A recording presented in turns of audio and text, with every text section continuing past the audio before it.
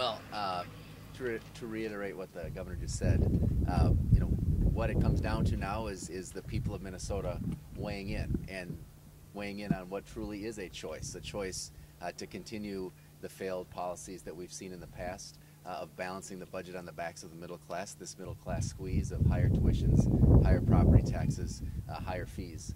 Or are we going to ask everybody in the state to participate in a fair and balanced approach to resolving this historic budget deficit? And as the governor noted, the people of Minnesota have weighed in the form of polls, but also in the 50 or so cities that we've visited across the state in the last several weeks. They've expressed the need for compromise, which the governor has clearly shown and the Republicans have not, and support for a balanced approach to resolving this budget in a fair way that asks every Minnesotan to participate.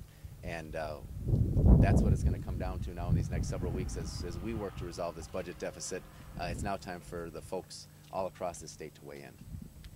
One last point on this. Of the $1.2 billion over 3 years, a third of that, so $400 million of that has nothing to do with local government aid cuts. So those are the other pieces are the renter's credit and the market home value credit. Tom, that's not exactly the name. Homestead credit. Thank you. And those pieces are direct money coming out of property taxpayers' pockets. So that's a direct property tax increase with the state acting without any local intervention whatsoever. So for the Republicans, even if they're right on the local government aid issue, they're still taking almost $500 million in property tax increases just from those actions alone. And so it's just a false argument for them to be making that they're not raising property taxes.